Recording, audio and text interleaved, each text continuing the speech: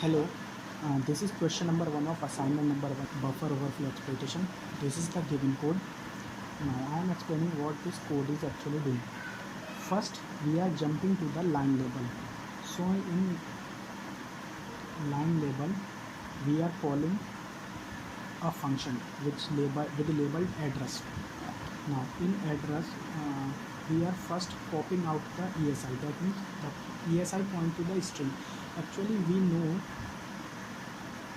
when we call a function, then the address which will be called after returning from the function is stored into the stack. So address of this string will be stored into the stack, and that address will be that string will be pointed by ESI.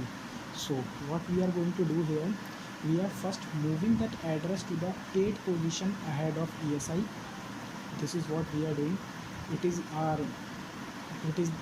the string which is pointed by ESI and the address 8th position ahead of ESI. This is what the first command do. Then we are setting EX register to 0.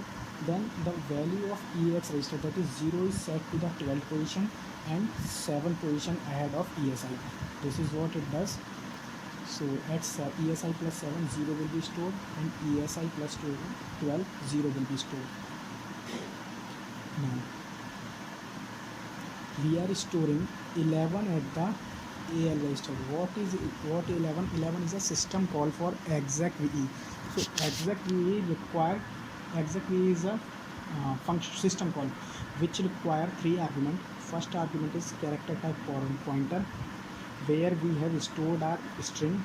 Then second argument is the array of character type pointer, where address of our string is stored. So address to the address of our string actually. And the third argument required character pointer array. So this is the structure of actually execve.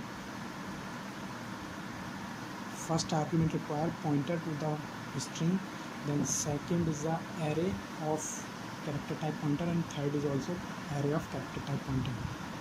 So we have stored our first argument in EBX, that is to say pointer to the string. Then second argument will be stored in ECX register, that is to say the array starting of the array, that is the address where address of our string is stored. So that is 8th position ahead of ESI, and 0 will be stored to the EDX. Now this is a interrupt call.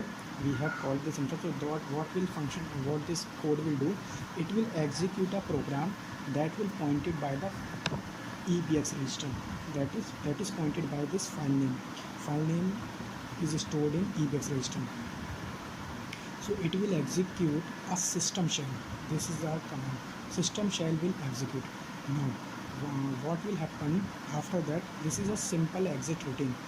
Here first we have set 0 to the EBX register, then 0 is copied to the EX register, that is moved to the EX register, and EX register is incremented to 1, so which is equivalent to EX of 0. 0 is the status value, and then again function interrupt is done. Now what we can do, we can create a dump file of it.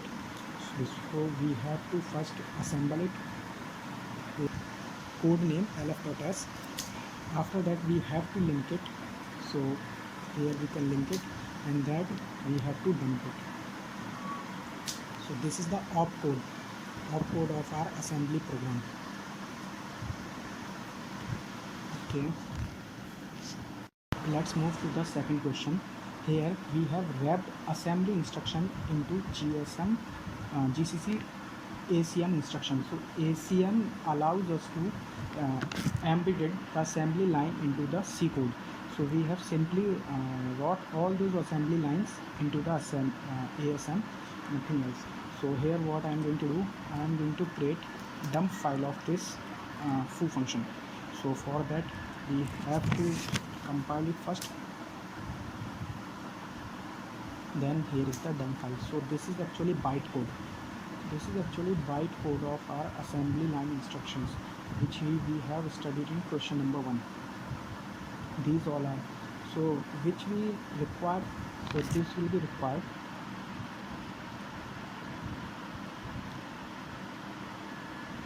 No. So let's move to the question number 3.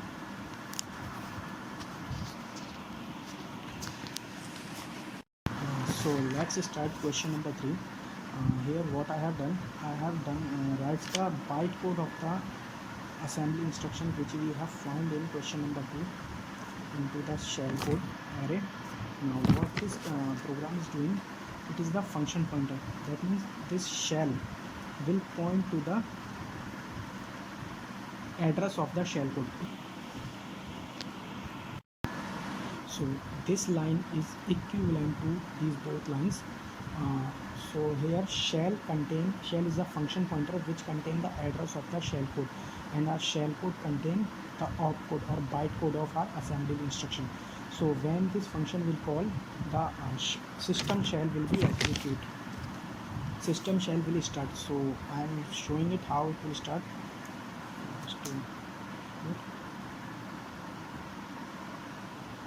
So this is how we are executing shell code, and then exec shell code,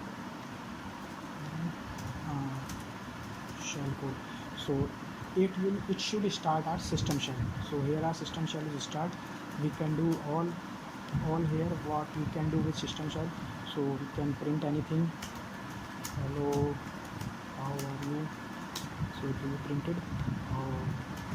Who am I? The basic command which will tell the name of the user. So this is how question number 2 is done. Now let's move to the question number 3. So this is our question number 3, where our shell code represents the bytecode of our assembly code. Now what we have done in main method, we have simply passed the shell code into the foo function.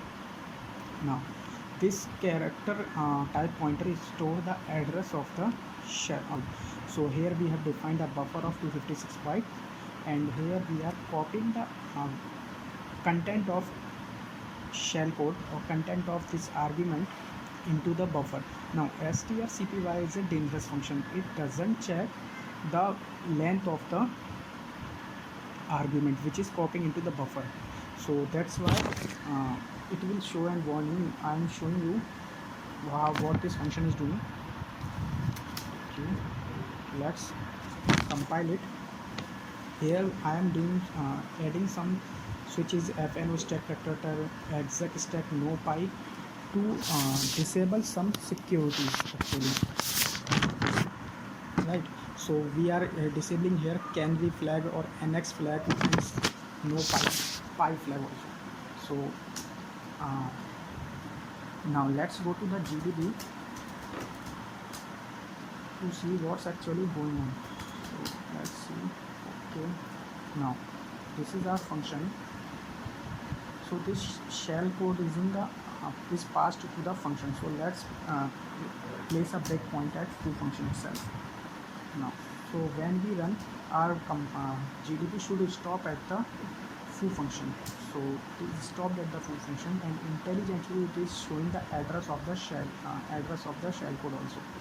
Now here, if we want to check what we have in the buffer, so we can check the buffer contains some other thing which is not equivalent to the shell code, the content of shell code. Now after we copy, we can see that the buffer contains the content of the shell code. Now what we are going to do actually, when a foo method is called from the function, our return address is stored into the stack to the function main method again, and old EBP value is stored. So our EBP is storing this EBP old value. So what we have, then 256 bytes of buffer. So when this buffer will complete, then EBP will pop out and return will pop out, so that we can return back to the main function. But what we will do, we will store an address at the return address that we want to execute when this return will pop out. So what we are going to do here, we are storing the address of the shell code at this return. So our EBP is currently pointing here EBP old. So what we can do, we can set EBP plus 4 as our address buffer. So our buffer contains actually what we have to do, we have to pass address where we have to return. So we will return at the buffer, and buffer contain the shell code. So our shell code will execute when it return. So here shell code is start system shell. Here we can do all work which we will do in shell, system shell. Who am I?